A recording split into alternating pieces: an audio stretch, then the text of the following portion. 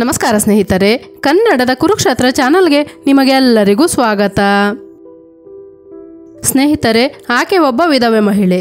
ಆಕೆ ಬಾಳೆ ತೋಟದಲ್ಲಿ ನಿಂತಿದ್ದಳು. ಮೇಲಾಗಿ ಜೋರಾಗಿ ಮಳೆ ಬೀಳುತ್ತಿದೆ.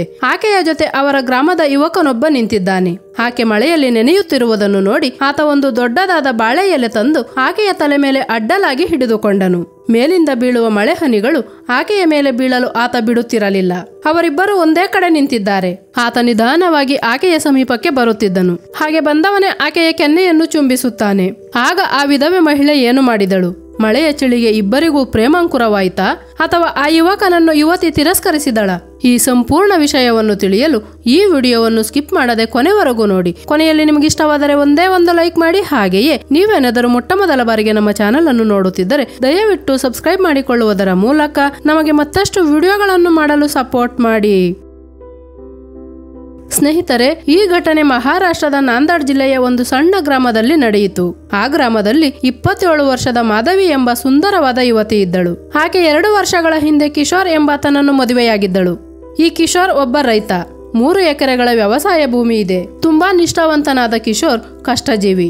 ದಿನಪೂರ್ತಿ ಹೊಲ ಕೆಲಸಗಳಲ್ಲಿ ಬ್ಯುಸಿ ಇದ್ದರೂ ಕೂಡ ತನ್ನ ಪತ್ನಿಯಾದ ಮಾಧವಿಯನ್ನು ಬಹಳ ಪ್ರೀತಿಯಿಂದ ನೋಡಿಕೊಳ್ಳುತ್ತಿದ್ದನು. ತುಂಬಾ ಅನ್ಯೋನ್ಯವಾದ ದಾಂಪತ್ಯ ಅವರದು. ಆದರೆ ಹಣೆಬರಹ, ಅವರು ಅನ್ಯೋನ್ಯವಾಗಿರುವುದು ಹಣೆಬರಹಕ್ಕೂ ಇಷ್ಟವಾಗಲಿಲ್ಲವೇನೋ. ಕೊರೋನಾ ಸಮಯದಲ್ಲಿ ಕಿಶೋರ್ಗೆ ಕೊರೋನಾ ಬಂದಿತು. ಆ ಸಮಯದಲ್ಲಿ ಕಿಶೋರ್ ತನ್ನ ಪತ್ನಿಯನ್ನು ತನ್ನ ಬಳಿಗೆ ಬರಲು ಬಿಡಲಿಲ್ಲ. ಆತನು ಸರ್ಕಾರಿ ಆಸ್ಪತ್ರೆಯಲ್ಲಿ ಅಡ್ಮಿಟ್ ಆದನು.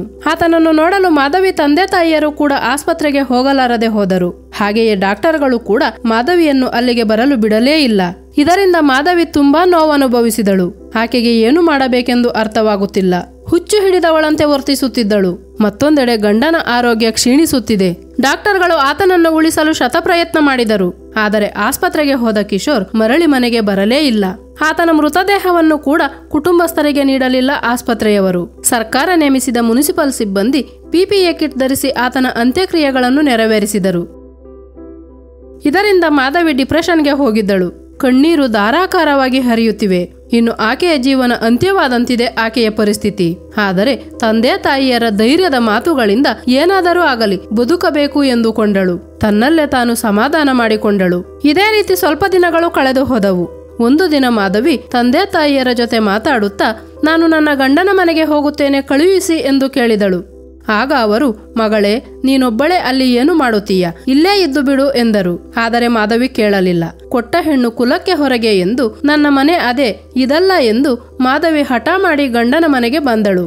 ಅಲ್ಲಿಗೆ ಬಂದ ನಂತರ ಮನೆಯನ್ನು ಶುಭ್ರಪಡಿಸಿ ಅಲ್ಲೇ ವಾಸಿಸಲು ನಿರ್ಧರಿಸಿದಳು. ಆಕೆ ವ್ಯವಸಾಯ ಮಾಡಬೇಕೆಂದು ಗಟ್ಟಿ ನಿರ್ಧಾರ ಮಾಡಿದ್ದಾಳೆ. ಏಕೆಂದರೆ ಮಾಧವಿಯರ ಭೂಮಿಯಲ್ಲಿ ಪುಷ್ಕಳವಾಗಿ ನೀರು ತುಂಬಿರುವ ಬಾವಿ ಇದೆ. ವ್ಯವಸಾಯ ಭೂಮಿ ಮತ್ತು ನೀರು ಎರಡೂ ಇರುವುದರಿಂದ ವ್ಯವಸಾಯ ಮಾಡಬೇಕೆಂದು ನಿರ್ಧರಿಸಿದ್ದಾಳೆ ಮಾಧವಿ. ಆದರೆ ಯಾವ ಬೆಳೆ ಬೆಳೆಯಬೇಕು ಮತ್ತು ಹೇಗೆ ಬೆಳೆಯಬೇಕು ಎಂದು ಆಕೆಗೆ ಗೊತ್ತಿಲ್ಲ. ಅವರ ಗ್ರಾಮದಲ್ಲಿ ರವಿ ಎಂಬ ಯುವಕನಿದ್ದ. ಆತನು ತನ್ನ ಭೂಮಿಯಲ್ಲಿ ಬಾಳೆ ಗಿಡ ಮತ್ತು ಸೀಬೆ ಗಿಡ ಹಾಕಿದ್ದನು. ತುಂಬಾ ಫಲವತ್ತಾದ ಬೆಳೆ ಬಂದಿತ್ತು. ಅದೇ ತರಹ ತಾನೂ ಕೂಡ ಬೆಳೆ ಬೆಳೆಯಬೇಕೆಂಬ ಹಂಬಲ ಮಾಧವಿಗೆ ಬಂದಿತ್ತು.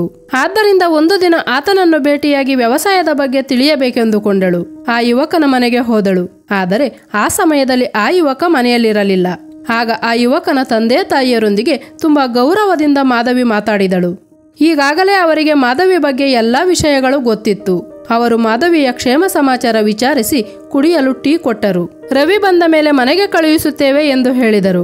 ಇನ್ನು ಸಂಜೆಯಾದ ಬಳಿಕ ತಂದೆ ತಾಯಿಯರಿಂದ ವಿಷಯ ತಿಳಿದ ರವಿ ತನ್ನ ಬೈಕ್ ಮೇಲೆ ಮಾಧವಿ ಮನೆಗೆ ಬಂದನು. ಒಳಗಡೆ ಆಹ್ವಾನಿಸಿದ ಮಾಧವಿ ಆತನು ಕುಳಿತುಕೊಳ್ಳಲು ಚೇರ್ ಹಾಕಿ ಟೀ ಮಾಡಿಕೊಂಡು ಬಂದಳು. ಮಾಧವಿ ಮನೆ ಚಿಕ್ಕದಾದ ಸಾಧಾರಣ ಮನೆ. ಆತನಿಗೆ ಟೀ ಕೊಟ್ಟು ಆಕೆಯು ಸ್ವಲ್ಪ ದೂರದಲ್ಲಿ ಕುಳಿತು ಟೀ ಕುಡಿಯುತ್ತಾ ಮಾತಿಗೆ ಇಳಿದಳು. ಈ ಮೊದಲು ರವಿಯ ಜೊತೆ ಮಾಧವಿಗೆ ಪರಿಚಯವಿರಲಿಲ್ಲ. ಮೊದಲಿಗೆ ಸ್ವಲ್ಪ ತಡಬಡಿಸಿದಳು ಮಾಧವಿ. ಅದನ್ನು ಗಮನಿಸಿದ ರವಿ ತಾನೇ ಮಾತಾಡುತ್ತಾ, ನಿಮ್ಮ ಗಂಡ ಮತ್ತು ನಾನು ಸ್ನೇಹಿತರು. ಆದರೆ ಹಣೆಬರಹ, ಅದಕ್ಕೆ ಹೊಣೆ ಯಾರು? ನಿಮಗೆ ಈ ರೀತಿಯಾಗಿದ್ದು ತುಂಬಾ ದುಃಖದ ಸಂಗತಿ ಎಂದು ಹೇಳುತ್ತಾ, ಈಗ ಹೇಳಿ, ನನ್ನಿಂದ ಏನಾಗಬೇಕು? ನನ್ನನ್ನು ಭೇಟಿಯಾಗುವ ಉದ್ದೇಶವೇನೆಂದು ಕೇಳಿದನು ರವಿ. ಆಗ ಮಾಧವಿ, ನಾನು ವ್ಯವಸಾಯ ಮಾಡಬೇಕೆಂದು ನಿರ್ಧಾರ ಮಾಡಿದ್ದೇನೆ. ಆದರೆ ಅದರ ಬಗ್ಗೆ ನನಗೆ ಏನೂ ಗೊತ್ತಿಲ್ಲ. ನನ್ನ ಗಂಡ ಇದ್ದಾಗ ಎಲ್ಲ ಕೆಲಸಗಳನ್ನು ಅವರೊಬ್ಬರೇ ನಿರ್ವಹಿಸುತ್ತಿದ್ದರು. ಈಗ ನಾನು ಒಬ್ಬಂಟಿ. ನಾನು ವ್ಯವಸಾಯ ಮಾಡಬಲ್ಲೆನಾ?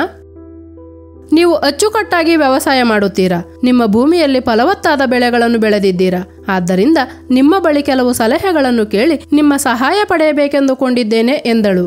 ಆಗ ರವಿ ಮಾತಾಡುತ್ತಾ, ಒಳ್ಳೆಯ ನಿರ್ಧಾರ ಮಾಡಿದ್ದೀರಾ. ಮಾಡುತ್ತೇನೆಂಬ ಹಠ ಮತ್ತು ಧೈರ್ಯವಿದ್ದರೆ ಏನು ಬೇಕಾದರೂ ಮಾಡಬಹುದು. ನನ್ನ ಕೈಲಾದ ಸಹಾಯ ನಾನು ಮಾಡುತ್ತೇನೆ ಎಂದನು. ಮಾಧವಿಗಿಂತ 1 ವರ್ಷ ದೊಡ್ಡವನಾದ ರವಿ ತುಂಬಾ ಆಪ್ಯಾಯತೆಯಿಂದ ಮಾತಾಡುತ್ತಾ, ನಿಮ್ಮ ಹೆಸರೇನೆಂದು ಕೇಳಿದನು. ಮಾಧವಿ ಎಂದಳು. ಆಗಿಂದಲೂ ರವಿ ಮಾಧವಿಯವರೇ ಎಂದು ಕರೆಯುತ್ತಿದ್ದನು. ಆನಂತರ ಮಾಧವಿ ರವಿಯ ಸಹಾಯದಿಂದ ಒಂದಷ್ಟು ಬಾಳೆ ಸಸಿಗಳು ಮತ್ತು ಸೀಬೆ ಗಿಡಗಳು, ಅದಕ್ಕೆ ಬೇಕಾದ ರಸಗೊಬ್ಬರಗಳನ್ನು ತರಿಸಿ ಕೂಲಿ ಕೆಲಸದವರ ಸಹಾಯ ಪಡೆದು ನಾಟಿ ಮಾಡಿಸಿದಳು.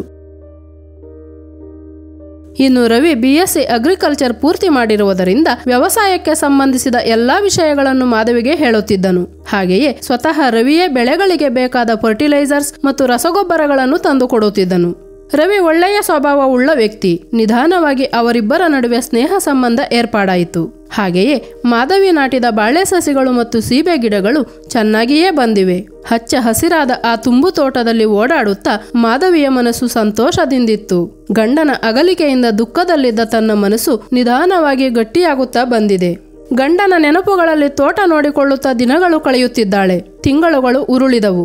ಬಾಳೆ ತೋಟ ಸಮೃದ್ಧವಾಗಿ ಬೆಳೆದು ಬಾಳೆಗೊನೆಗಳು ಬಿಡಲು ಪ್ರಾರಂಭವಾಯಿತು.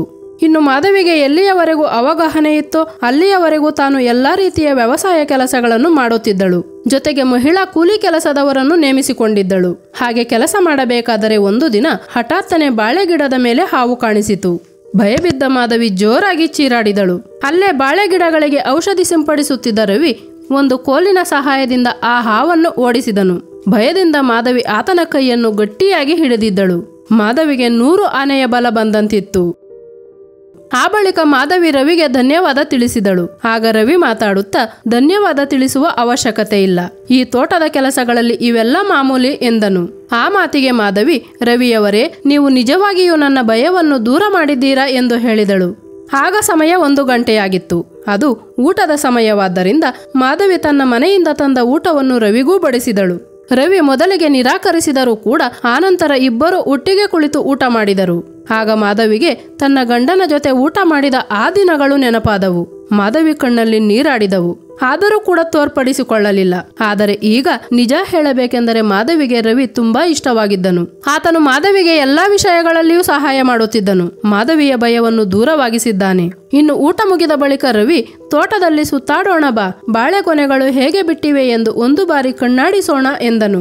ಸರಿ ಎಂದಳು ಮಾಧವಿ. ಆ ರೀತಿಯಾಗಿ ಇಬ್ಬರು ಒಟ್ಟಿಗೆ ಬಾಳೆ ತೋಟದಲ್ಲಿ ತಿರುಗಾಡುತ್ತಿದ್ದರು. ಮಾಧವಿಯ ಮನದಲ್ಲಿ ತಿಳಿಯದ ಏನೋ ಭಾವನೆ.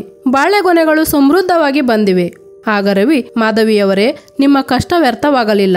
ಭಗವಂತನ ದಯೆಯಿಂದ ನಿಮ್ಮ ಕಷ್ಟಕ್ಕೆ ಪ್ರತಿಫಲ ಸಿಗುತ್ತಿದೆ. ಇನ್ನು ಕೇವಲ 20 ದಿನಗಳಲ್ಲಿ ಒಂದೊಳ್ಳೆಯ ವ್ಯಾಪಾರಸ್ಥನನ್ನು ನೋಡಿ ಬಾಳೆಗೊನೆಗಳನ್ನು ಮಾರಬಹುದು ಎಂದನು. ಮಾಧವಿ ತುಂಬಾ ಸಂತೋಷದಲ್ಲಿದ್ದಾಳೆ.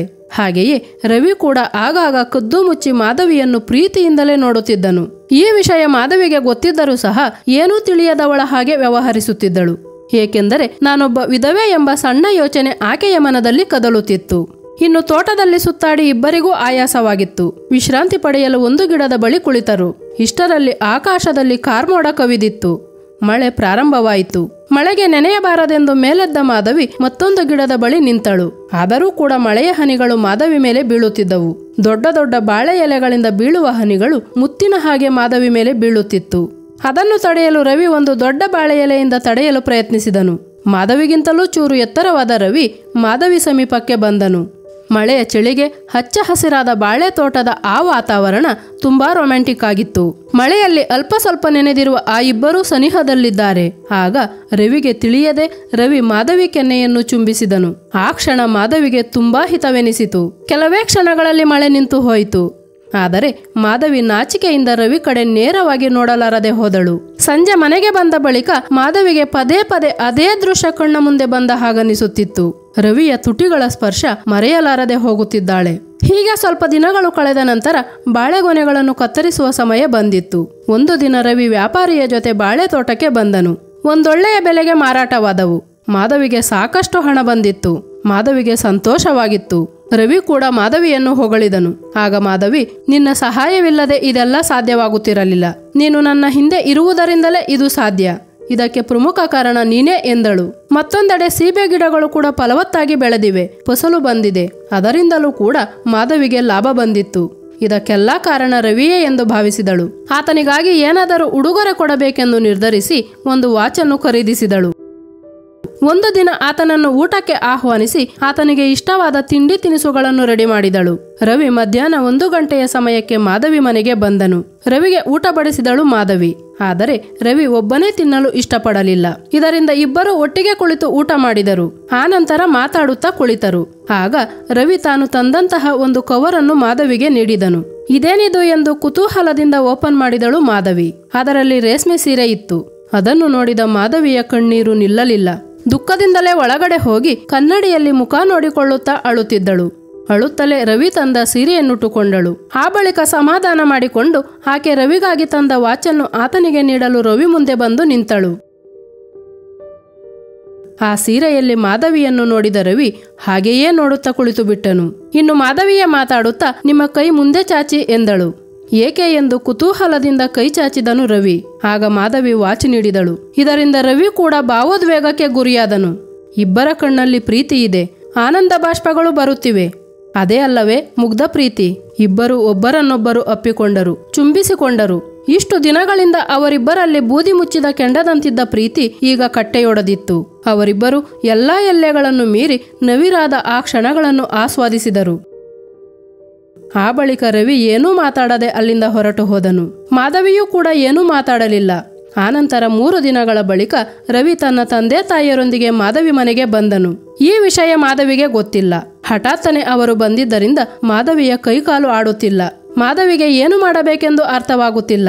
ಆದರೆ ರವಿ ಮಾತ್ರ ತನ್ನ ಮನದಾಳದ ಮಾತುಗಳನ್ನು ಅಪ್ಪ ಅಮ್ಮನಿಗೆ ಹೇಳಿದ್ದನು. ಮೊದಲಿಗೆ ಅವರು ನಿರಾಕರಿಸಿದ್ದರೂ ಸಹ ಮಗನ ಪ್ರೀತಿಯನ್ನು ಅರ್ಥ ಮಾಡಿಕೊಂಡು ಒಪ್ಪಿಗೆ ಸೂಚಿಸಿದ್ದರು. ಏಕೆಂದರೆ ಮಾಧವಿ ಸದ್ಗುಣ ಸಂಪನ್ನಳು ಎಂದು ಅವರಿಗೆ ತಿಳಿದಿತ್ತು. ಮಾಧವಿಯ ಮನೆಗೆ ಬಂದ ಅವರು ಮಾಧವಿಯ ಬಳಿ ಈ ರೀತಿ ಕೇಳಿದರು. ಅಮ್ಮ ಮಾಧವಿ, ನಮ್ಮ ರವಿಗೆ ನೀನೆಂದರೆ ತುಂಬಾ ಇಷ್ಟ.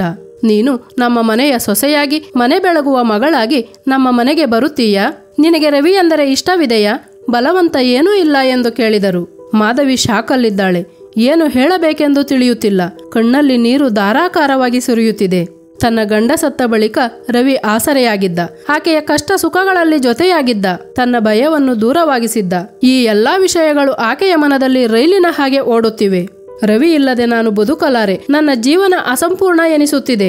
ಆಗ ಕಣ್ಣೀರು ಒರೆಸಿಕೊಳ್ಳುತ್ತಾ, ಅಮ್ಮ ಅಪ್ಪ, ನನ್ನ ವಿಷಯ ಎಲ್ಲ ನಿಮಗೆ ತಿಳಿದಿದೆ. ಆ ವಿಧಿ ನನ್ನ ಜೀವನದಲ್ಲಿ ಈಗಾಗಲೇ ಬಹುದೊಡ್ಡ ಆಟವಾಡಿದೆ. ಅದನ್ನು ನೀವು ಅಂಗೀಕರಿಸುವುದಾದರೆ ನನ್ನ ಕೊನೆ ಉಸಿರಿರುವವರೆಗೂ ನಿಮ್ಮ ಮಗಳಾಗಿ ಮನೆಯ ಸೊಸೆಯಾಗಿ ನಿಮ್ಮ ಸೇವೆ ಮಾಡುತ್ತೇನೆ ಎಂದಳು. ಆದದ್ದಾಯಿತು, ದುಃಖಿಸಬೇಡ. ನಿನ್ನಂತಹ ಸೊಸೆ ನಮಗೆ ಸಿಗುವುದು ನಮ್ಮ ಪುಣ್ಯವೇ. ನಾವೆಲ್ಲರೂ ಒಮ್ಮತದಿಂದ ಒಪ್ಪಿ ಈ ನಿರ್ಧಾರಕ್ಕೆ ಬಂದಿದ್ದೇವೆ ಎಂದರು. ಮಾಧವಿಯ ಸಂತೋಷಕ್ಕೆ ಪಾರವೇ ಇರಲಿಲ್ಲ. ಆನಂತರ ರವಿ ಮತ್ತು ಮಾಧವಿಯ ಮದುವೆ ಯಾವುದೇ ಆಡಂಬರವಿಲ್ಲದೆ ತುಂಬಾ ಸರಳವಾಗಿ ನಡೆಯಿತು. ಈಗ ಆ ಇಬ್ಬರು ಜೊತೆಯಾಗಿ ವ್ಯವಸಾಯ ಮಾಡುತ್ತಾ ತುಂಬಾ ಸಂತೋಷದಿಂದ ಜೀವನ ಸಾಗಿಸುತ್ತಿದ್ದಾರೆ. ಸ್ನೇಹಿತರೆ, ಇನ್ನು ಈ ಕಥೆಯ ಬಗ್ಗೆ ನಿಮ್ಮ ಅನಿಸಿಕೆ ಏನು ತಿಳಿಸಿ. ವಿಡಿಯೋ ಇಷ್ಟವಾದರೆ ಲೈಕ್ ಮಾಡಿ ಮತ್ತು ನಿಮ್ಮ ಗೆಳೆಯರಿಗೂ ಶೇರ್ ಮಾಡಿ. ಹಾಗೆಯೇ ನೀವೇನಾದರೂ ಮೊಟ್ಟಮೊದಲ ಬಾರಿಗೆ ನಮ್ಮ ಚಾನೆಲ್ ಅನ್ನು ನೋಡುತ್ತಿದ್ದರೆ ದಯವಿಟ್ಟು ಸಬ್ಸ್ಕ್ರೈಬ್ ಮಾಡಿಕೊಳ್ಳುವುದರ ಮೂಲಕ ನಮಗೆ ಮತ್ತಷ್ಟು ವಿಡಿಯೋಗಳನ್ನು ಮಾಡಲು ಸಪೋರ್ಟ್ ಮಾಡಿ. ಧನ್ಯವಾದಗಳು.